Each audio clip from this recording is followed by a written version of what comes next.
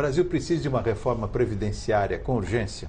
Não, a resposta, do meu ponto de vista, definitivamente não, porque a Previdência ela tem se mostrado uma política social que não apenas tem atendido às metas do governo de reduzir a desigualdade social e reduzir pobreza no país, como ela tem dinamizado muito a economia, tem ajudado a fortalecer o mercado interno, que tem sido essencial para dar reação na economia do país a um momento em que o mundo passa por uma forte recessão, uma desaceleração no mínimo muito grande. E o Brasil passou por isso, por essa crise. Então você estava dizendo que o Brasil passou pela crise melhor do que os outros países, você estava dizendo isso, não é isso? Passou melhor do que os outros países porque foi capaz de construir um mercado interno muito poderoso. E as políticas sociais, elas são responsáveis por isso. Eu acho que hoje os economistas não têm mais dúvida, economistas à direita ou à esquerda, de qualquer espectro ideológico, de que o mercado interno foi extremamente fortalecido por mecanismos de correção do salário mínimo e do vínculo que esse salário mínimo tem ao servir de piso dos benefícios sociais. Perfeito. E como fazer com um país que, como os outros, vai tender a ter uma população mais velha? Isso também não é um problema que se coloque no centro do debate hoje. Quer dizer, o centro do debate hoje é como você aprimora ainda mais essa política. O centro do debate hoje é como você inclui pessoas que ainda não estão sendo protegidas. O problema francês, que é um problema de idade muito avançada da população, ainda não está posto para nós. Esse problema vai nos ser posto a partir de 2030, 2040. Nesse instante, a gente tem que absorver a política social como um mecanismo que é extremamente dinâmico da economia e que está balizando os níveis de emprego, os patamares salariais, o patamar de renda da economia. É isso que a política social está fazendo hoje. Seria incluir mais gente no sistema? Incluir mais gente. Políticas inclusivas são hoje muito mais importantes do que você pensar, por exemplo, numa redução de idade no futuro.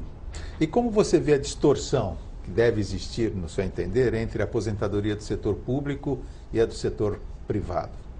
São dois sistemas completamente diferentes. Não é?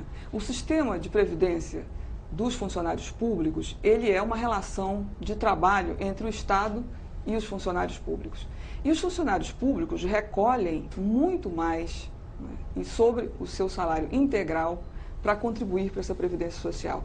É preciso que se diga que esse sistema, ele é autossustentável. Né? Há uma parcela de receitas específicas para ele e o Estado também tem a sua parcela de empregador. Quando você põe a parcela do empregador do Estado e a parcela de contribuição dos funcionários públicos, esse sistema se mostra autossustentável. O problema é que esse cálculo não é feito da forma usualmente correta. Você coloca só a contribuição dos funcionários públicos e uma parcela do empregador, que é o Estado. Aí dá em déficit, tá certo? É uma visão distorcida, da mesma forma como é distorcida a visão de déficit do regime próprio de previdência, do regime geral de previdência. O Brasil não tem um déficit grande na previdência? Não, de jeito algum. Não é? Para quem raciocina com base nos princípios da Constituição Federal, e é ela que nos rege, com base nos princípios da Constituição Federal, nós temos um sistema superavitário, e isso não sou apenas eu, né, mas os próprios fiscais da Receita Federal do Brasil já inúmeras vezes divulgaram trabalho mostrando que nós temos um sistema que é superavitário e que neste ano de 2009 foi um ano de crise, gerou 32 bilhões de reais de superávit. No ano de 2008, que foi um ano muito melhor, de crescimento de 5,1% do PIB, o superávit chegou a 63 bilhões de reais. Isso porque você está colocando na conta duas contribuições que não são diretamente de previdência. Eu estou colocando na conta contribuições que pertencem ao sistema de seguridade social da mesma forma que estabeleceu a Constituição Federal. A Previdência, ela é parte do sistema. A contribuição social sobre o lucro líquido e a contribuição para o financiamento da Seguridade Social, que é a COFINS. Fora isso, tem também o PIS/PASEP.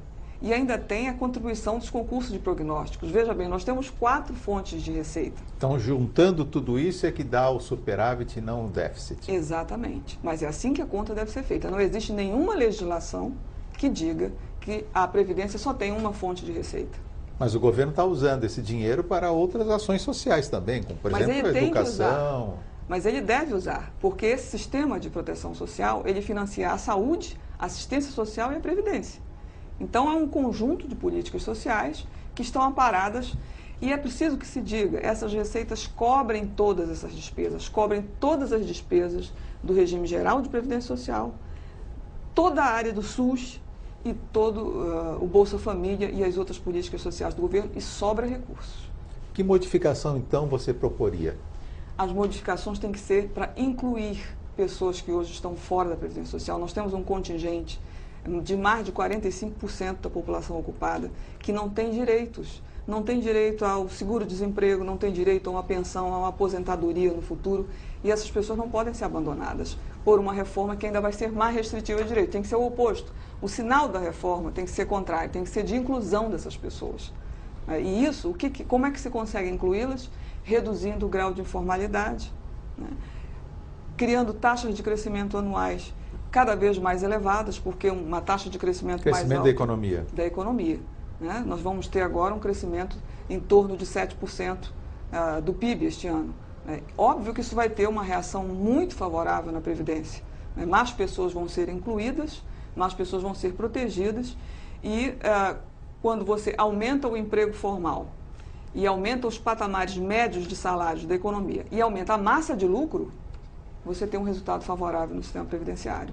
Então, a solução para um déficit futuro, que não existe esse déficit hoje, mas no futuro, 2040, uma população envelhecida, como é que você encara esse sistema? Fazendo com que a nossa economia cresça a taxas altas, gere empregos formais em taxas altas. Quer dizer, a saída, na verdade, é uma saída econômica. Ela não é uma saída demográfica, né? Nós não temos um determinismo demográfico. Nós temos nas mãos um problema econômico para resolver. E se resolve com uma boa política macroeconômica. Uma política que diminua o desemprego a patamares mínimos, né? Que inclua trabalhadores no mercado formal, que gere salários médios cada vez mais elevados, porque aí você vai ter uma massa de arrecadação muito grande, que vai dinamizar a economia, proporcionar taxas de lucros cada vez maiores, e isso sempre lembrando que a Previdência não é um gasto financiado apenas pelos trabalhadores. A massa de lucros e o faturamento também financia a Previdência, porque senão você joga o peso sobre os trabalhadores ativos unicamente. E qual é o papel do volume de pensões para aposentados dentro de uma economia como a brasileira? 7% do PIB. 7% do PIB é esse gasto com pensões e aposentadorias, que não é um gasto. Repare que quando essa renda chega nas mãos das pessoas, ela se transforma imediatamente em consumo. Vai pagar o gás, a luz, a padaria, a farmácia, vai pagar a passagem de ônibus, vai comprar alimentos, comprar vestuário, quer dizer, vai voltar imediatamente para a sociedade. Né? Não é um fardo, ao contrário, isso vai voltar, vai girar na economia, vai estimular maior produção, maior geração de emprego, maior renda, cria um círculo virtuoso que faz a economia crescer. Esse é o segredo do crescimento da economia brasileira atualmente. São as políticas sociais que o país está desenvolvendo. Então, o que está diante de nós é o oposto do que está diante da Europa. Né? E a Europa está reagindo de uma forma conservadora, está negando o seu passado. Né? O passado de proteger, de criar uma sociedade solidária. O peso da aposentadoria não pode recair em cima do indivíduo. Ela tem que ser uma responsabilidade de toda a sociedade. Tem que ser uma responsabilidade do Estado, em que os jovens protegem os velhos, os saudáveis protegem os doentes, os aptos protegem os inaptos, os válidos protegem os inválidos. Essa é a sociedade solidária que a gente tem que construir. E isso envolve um certo gasto do governo, que é alavancador da economia. Quer dizer, é tudo de bom. Nós temos que pensar na velhice como uma conquista da sociedade. Né? Foi algo que a sociedade almejou, que ela desejou. Investimos em pesquisas científicas, investimos no avanço da educação, no acesso à informação, no saneamento básico. Isso gerou uma longevidade. Ora, essa é a nossa vitória, a nossa conquista. Por que nós vamos punir o velho por uma conquista que nós tanto desejamos?